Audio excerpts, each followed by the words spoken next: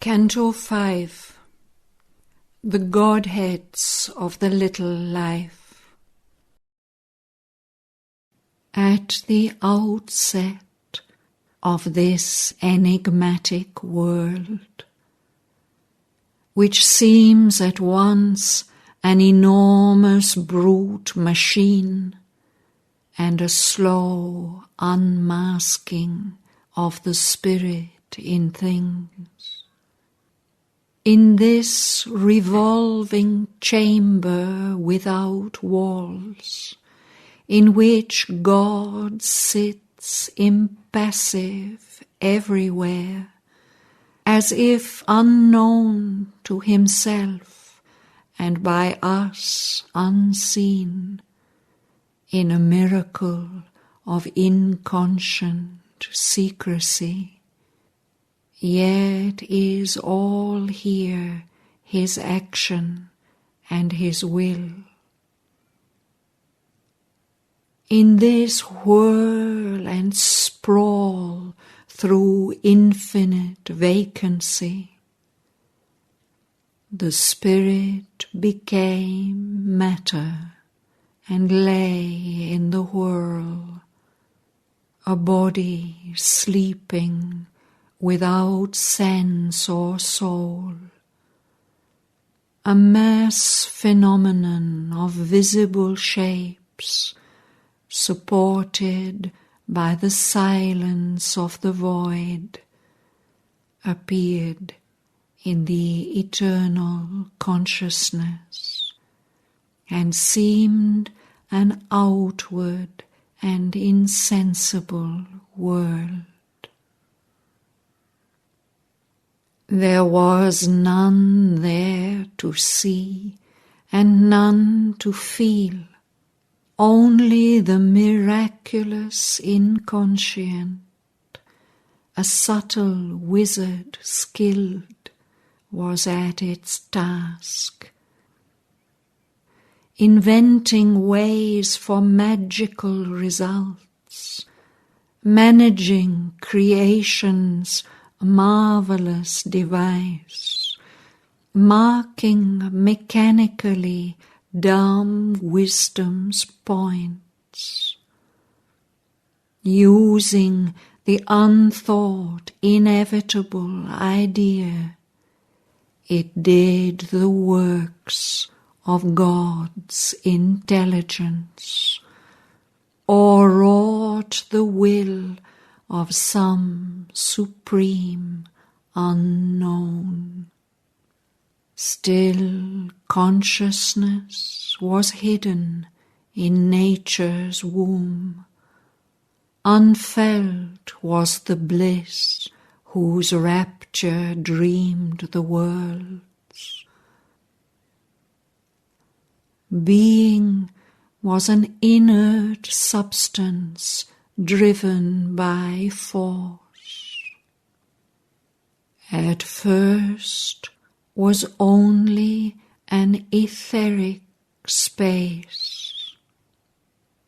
Its huge vibrations circled round and round, housing some unconceived initiative, upheld by a supreme original breath.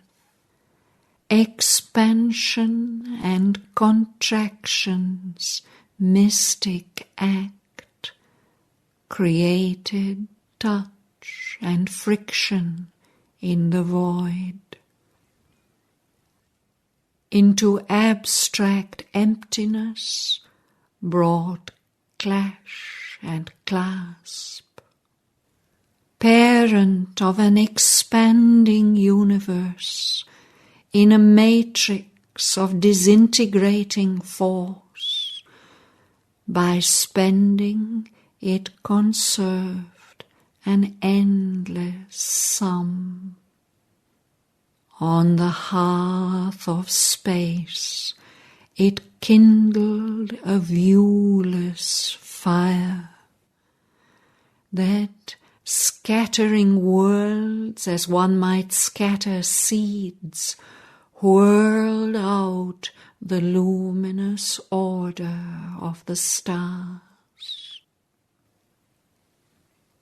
An ocean of electric energy formlessly formed its strange wave particles, constructing by their dance this solid scheme.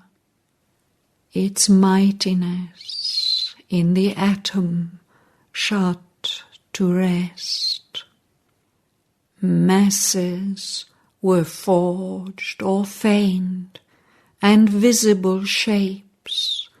Light flung the photon's swift revealing spark, and showed in the minuteness of its flash imaged this cosmos of apparent things. Thus has been made this real, impossible world, an obvious miracle or convincing show.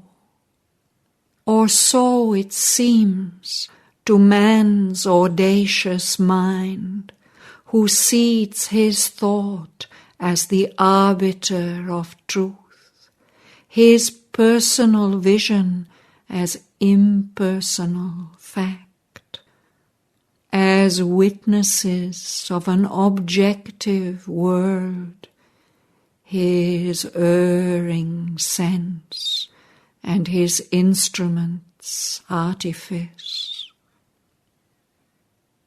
Thus must he work life's tangible riddle out in a doubtful light, by error seize on truth, and slowly part the visage and the veil.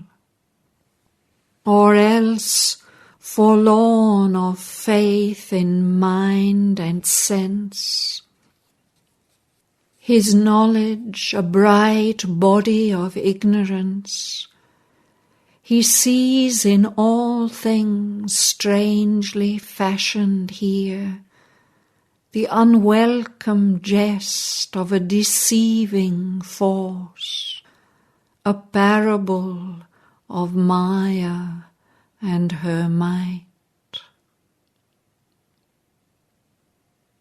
This vast perpetual motion, caught and held in the mysterious and unchanging change of the persistent movement we call time, and ever renewing its recurrent beat.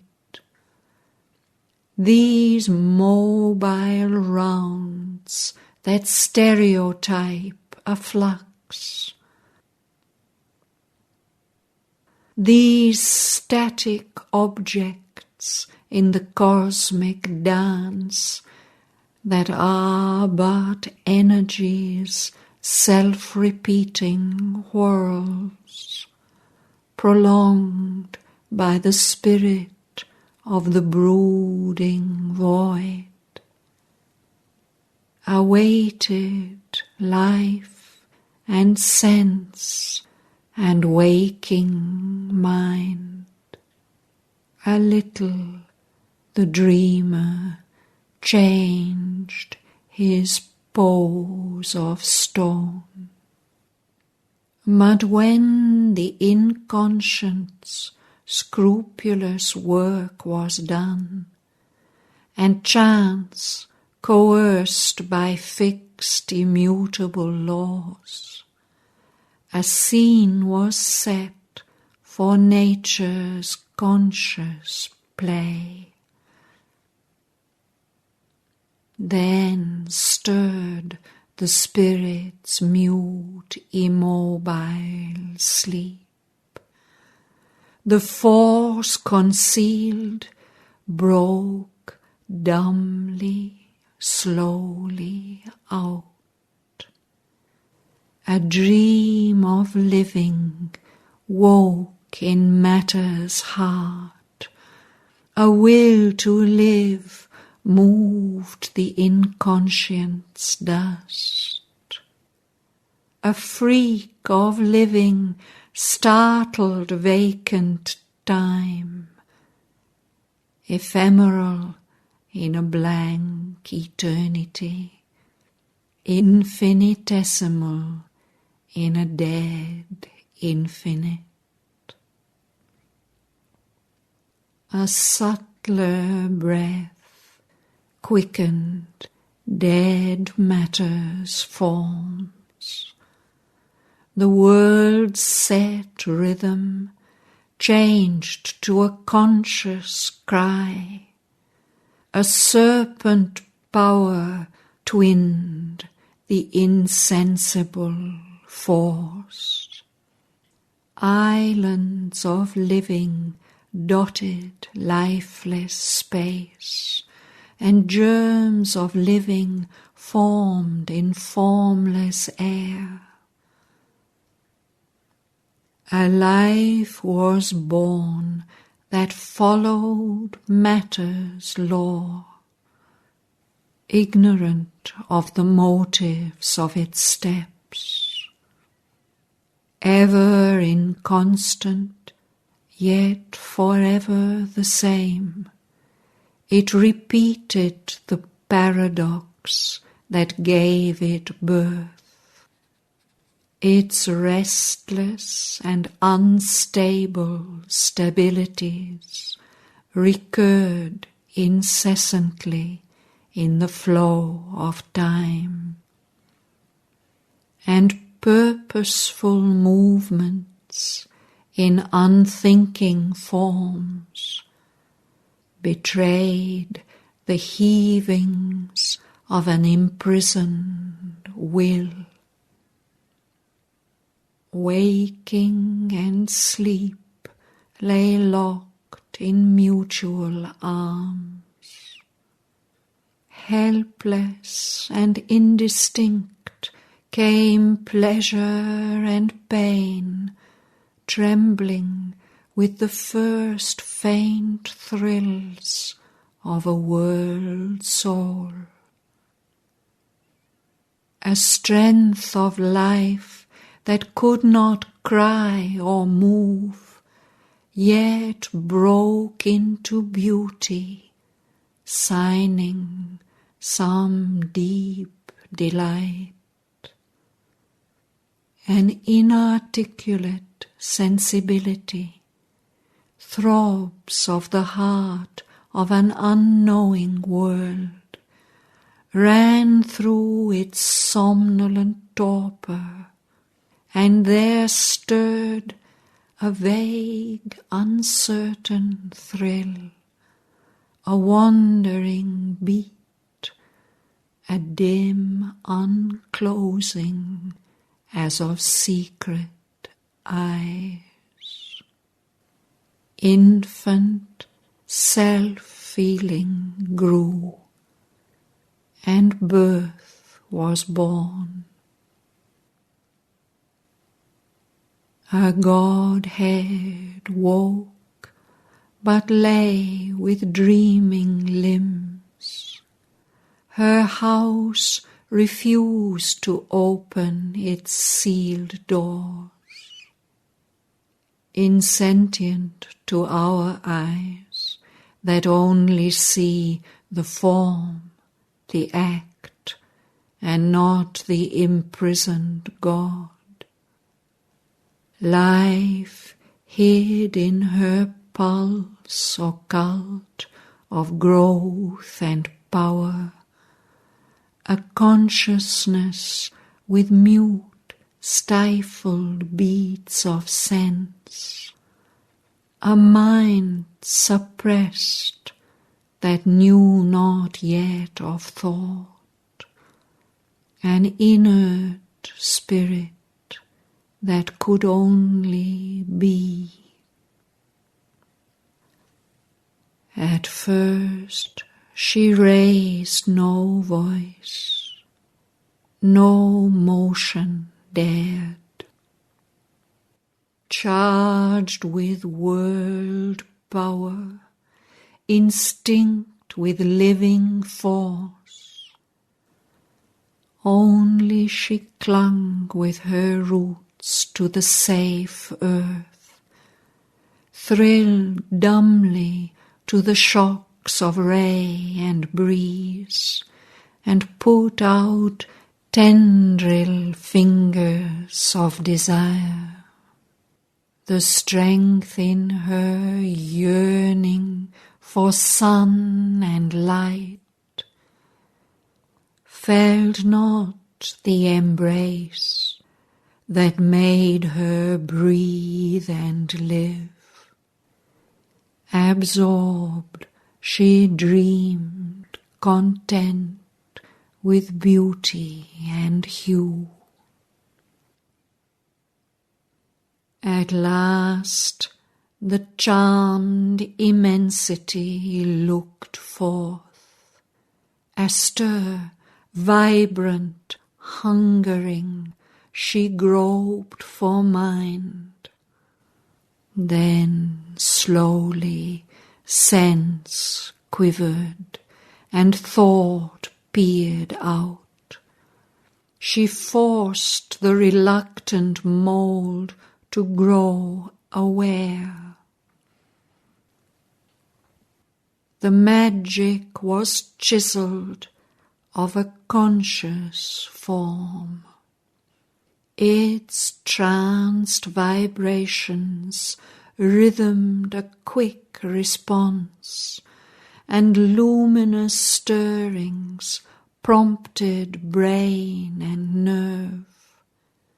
Awoke in matter spirit's identity, and in a body lit the miracle of the heart's love, and the soul's witness gaze.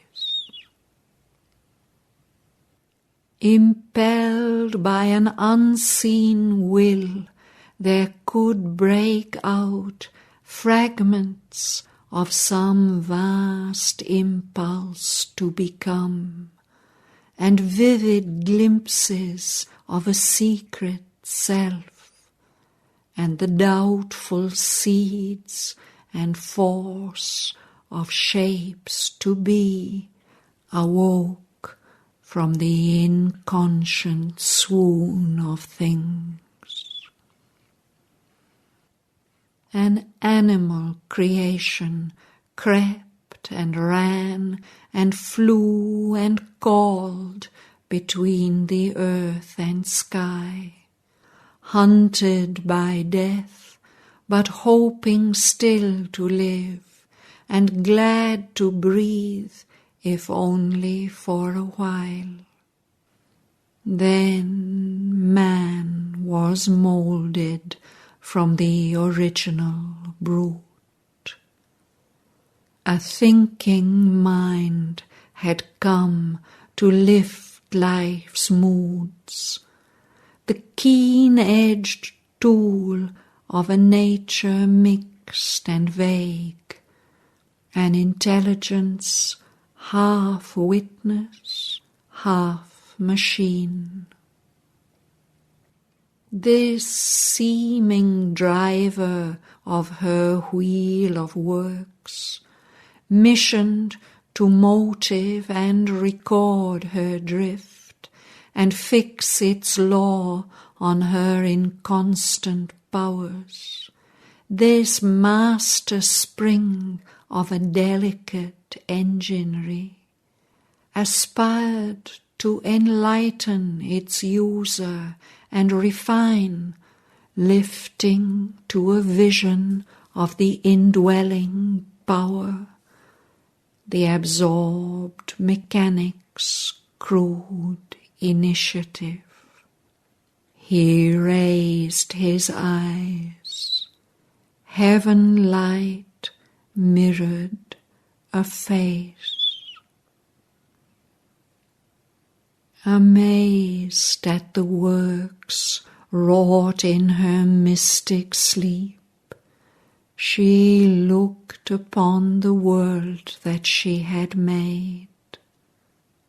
Wondering, now seized the great automaton. She paused to understand herself and aim.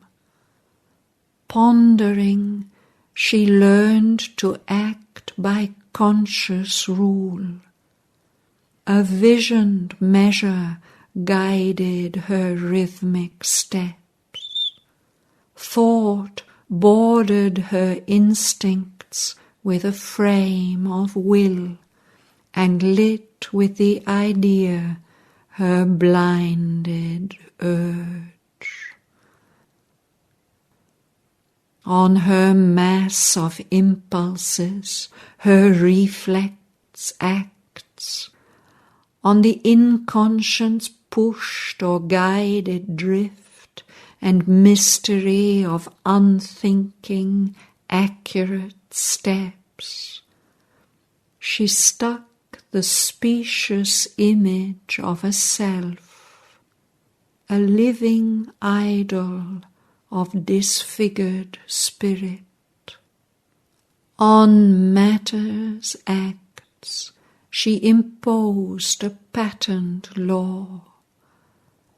She made a thinking body from chemic cells and moulded a being out of a driven force.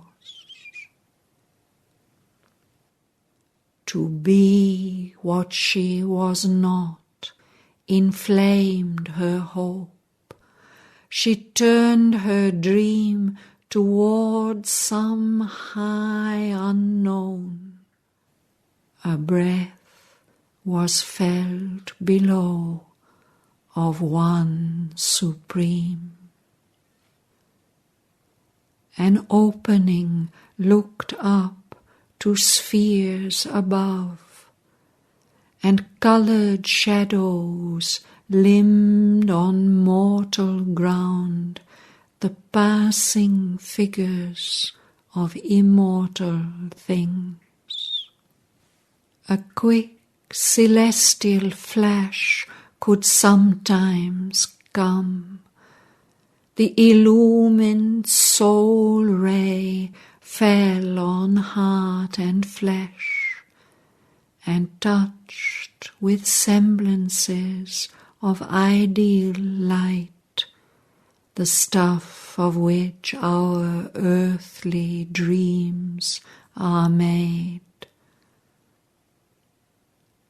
A fragile human love that could not last, ego's moth wings to lift the seraph soul, appeared, a surface glamour of brief date, extinguished by a scanty breath of time. Joy that forgot mortality for a while came, a rare visitor who left betimes and made all things seem beautiful for an hour. Hopes that soon fade to drab realities, and passions that crumble to ashes while they blaze, kindled the common earth with their brief flame. A creature insignificant and small, visited, uplifted by an unknown power, man laboured on his little patch of earth for means to last, to enjoy, to suffer and die.